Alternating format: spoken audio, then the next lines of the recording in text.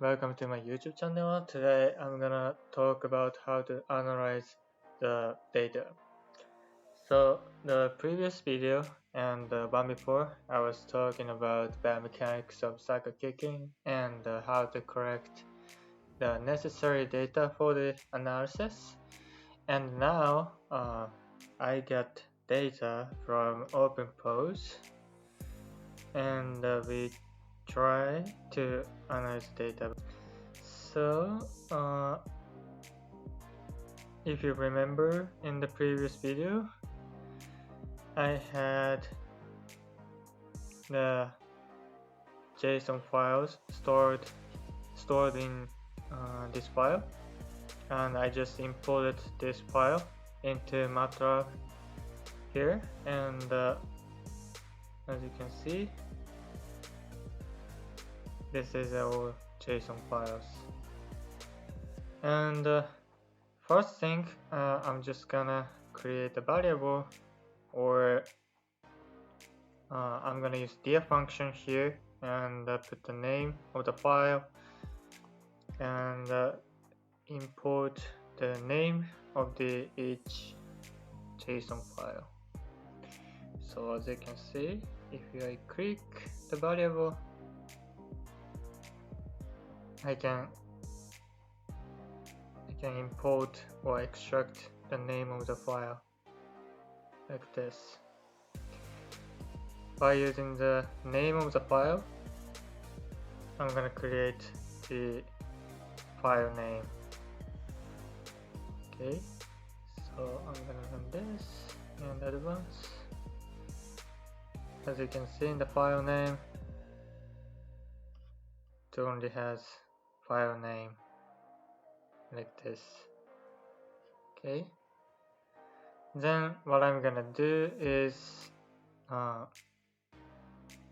use file read function to store the contents inside of the file and save it in this variable, and decode the JSON file into the data, which can be manipulatable in the MATLAB, and extract the key point, which is the XY position of each joint, and it just iterates through from file number 1 to the end of the file. Okay, if I run this, so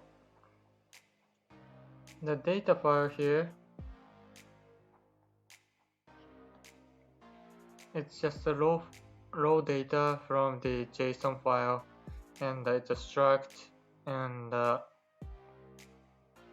as it just goes through, you get the XY position of joint position. So first one is X, second one is Y, and the third one is confidence. Okay, yeah, it's a confidence, like a confident, how confident the position detection is. Okay, and XY confidence, XY confidence, and there is a certain order the OpenPose puts the data, and you can simply search OpenPose. So OpenPose try to correct the data in order, so start from I think like from clavicle, and the right shoulder, left shoulder, wrist, left shoulder, left elbow, and left wrist in order. So by looking at this, I can know which XY position is which joint. Okay, anyway, from the data struct, I already extracted XY and confidence, and the first column is first frame, and second column is the second frame, and so on until the end. Okay.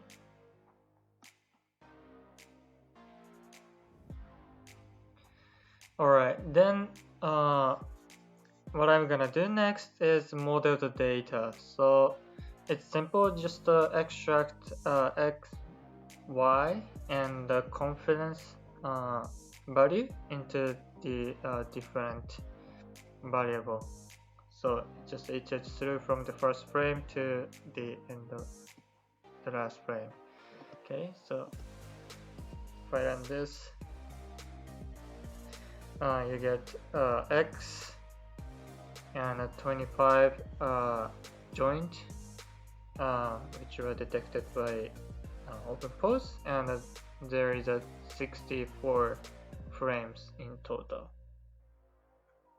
And I just separated into x, y, and the confidence. And I don't think I'm gonna use confidence, but like, yeah, just in case.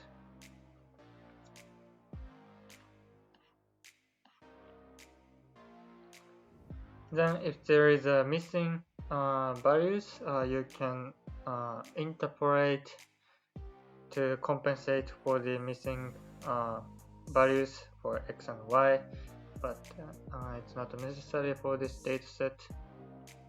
Then I'm gonna move on to the joint calculations. So I use inverse tangent 2, and there is a function for that in MATLAB. It's just a tan 2, and I put a d because I want to have the degree. Okay, then I calculate the absolute value of determinant of x and y. So for example, I want to calculate knee angles here, and x11, it's gonna be here ankle joint, and x10, it's going to be knee joint here. So what I'm gonna do here is x and y vector here, or just the joint position here, minus xy position of the angle. Xy position of the knee minus xy position of the ankle. So it creates, calculates this length of the vector here. Okay, so that's what I did in here, and I want to calculate the determinant of the two vectors, and this is the first vector, and the second vector is simply the other side, so from hip to knee. So calculate the magnitude of this vector and calculate determinant of it, and take absolute value, which computes the opposite of the right-handed triangle or adjacent. Yeah, anyway, so to calculate the inverse tangent, you need the opposite and the adjacent of right-handed triangles. So either one can be calculated from this line, this piece of code. Okay. And the second input argument is simply just dot product of two vectors, which I just calculated right here. So same input. Then this line here, or this piece of code, gives the adjacent or opposite right-handed triangle. Then it can calculate the joint angles between, or like angles between two vectors. But as you can imagine, like you already saw the first video of biomechanics of circle kicking, I want to calculate the absolute angle, which means that have to subtract 180 from the angle between the two vectors. Okay, so I just do this for knee right side, knee left side, hip right side, hip left side, and ankle right side and ankle left side. So I didn't subtract 180 for hip angles because I already explained again in the first video biomechanics of cycle kicking. You can go to more than 180 degrees for the hip, because when you do the backswing, the hip angle goes to the negative, and if you forward swing, the hip angle can go to the positive. I want to distinguish the hip angles with the sign, like a negative sign, a positive sign.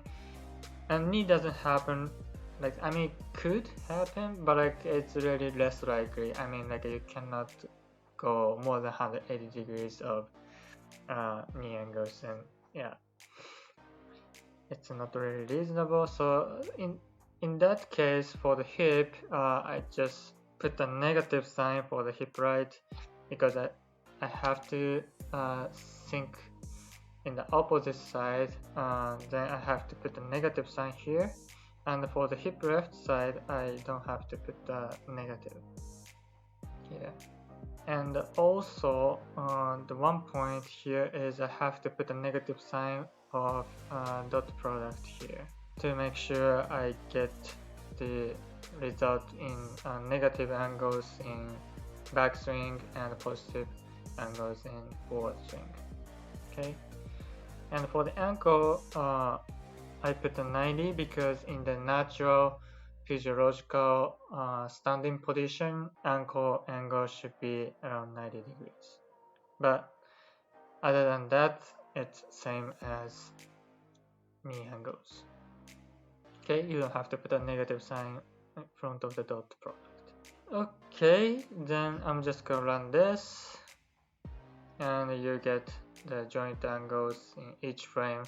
Then what I'm gonna do is clean the data.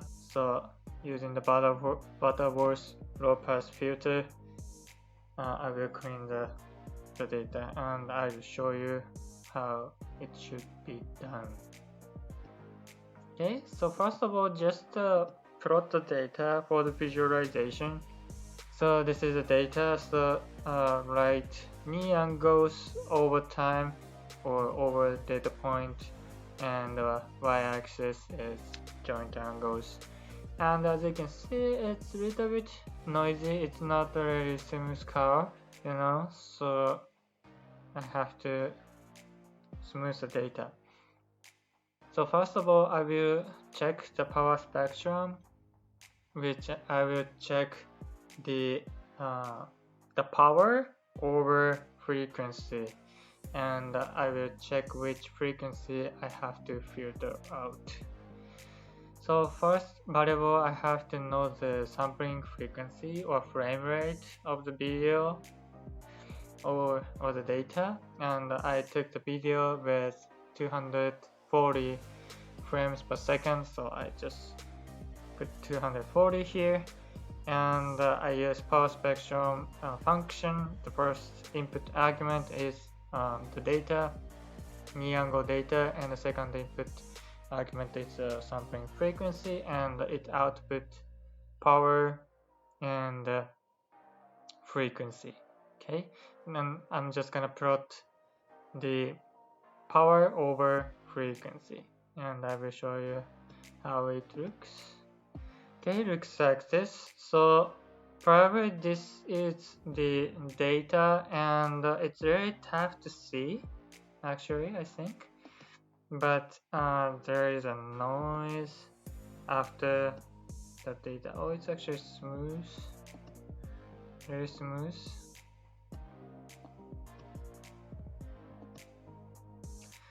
But yeah, so basically this is the data, and since there is some noise here, and what I want to do is filter out after this frequency, whatever here. So I played around a little bit and I found that maybe like a 90 frequency here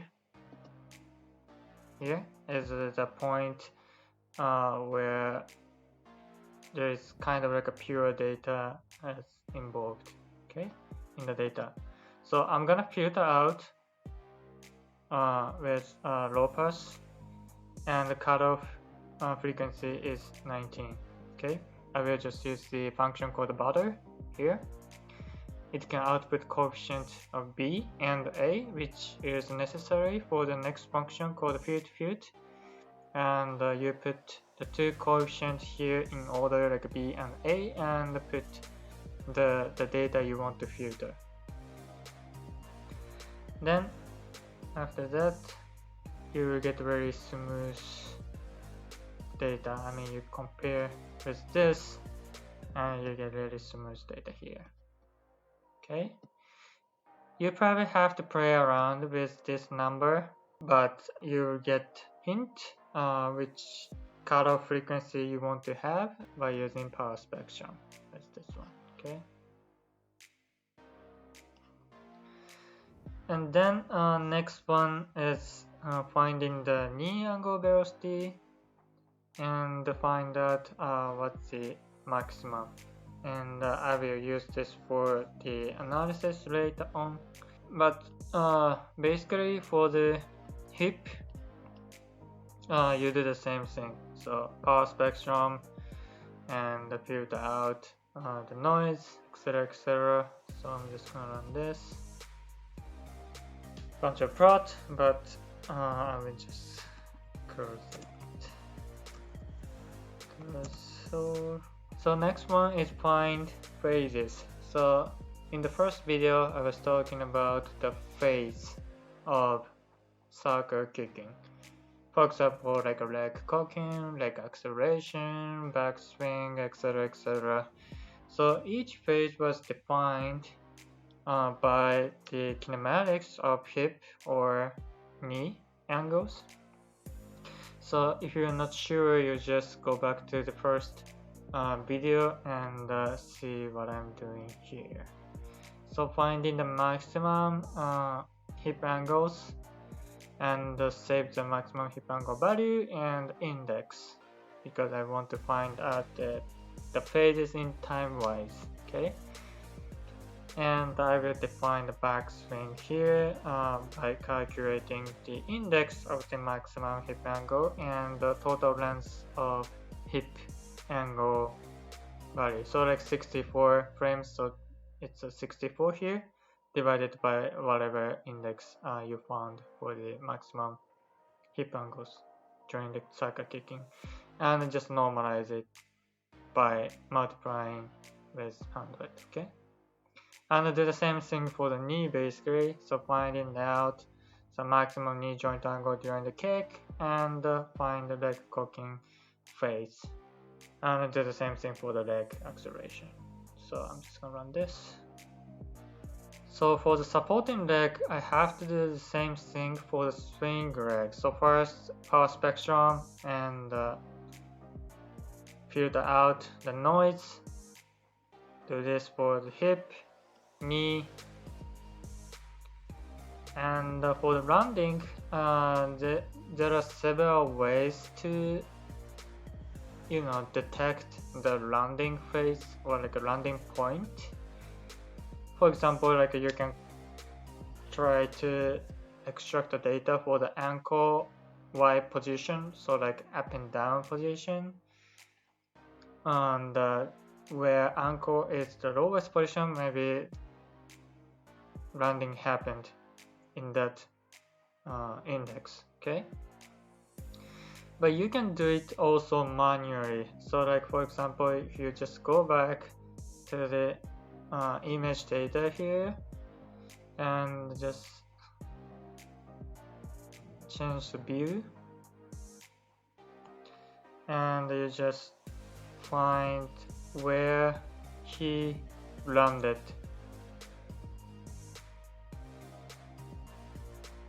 Okay, so manually find. So probably around here. So like index 41 or even 40. So you can also check the landing point by using the image with overlay.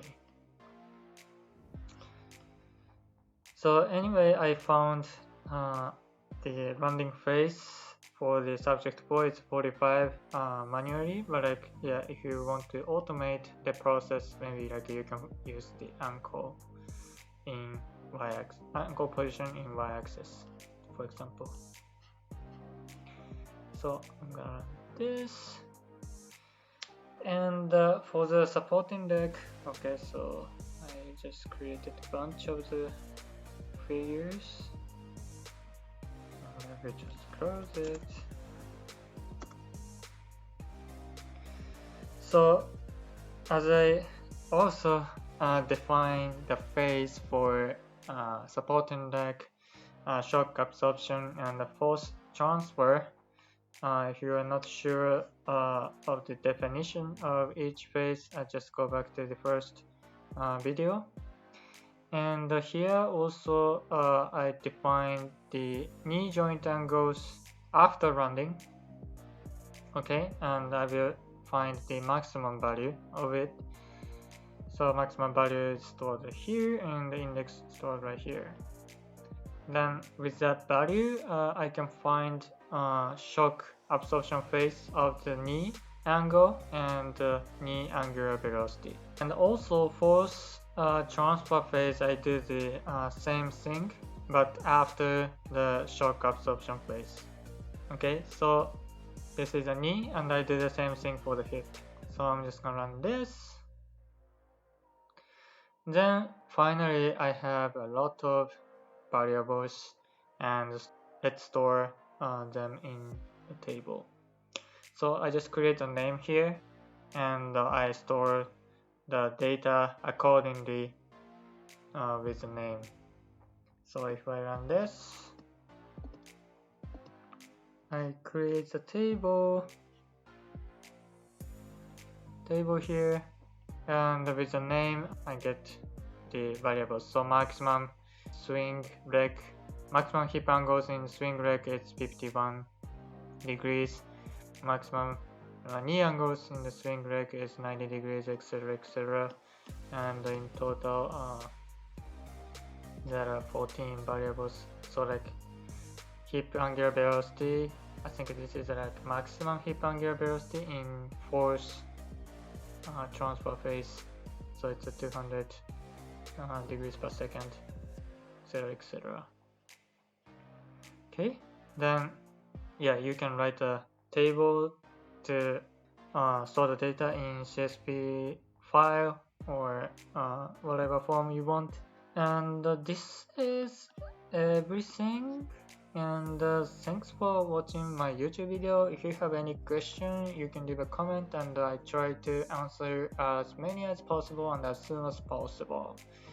And thanks again, and see you in the next video.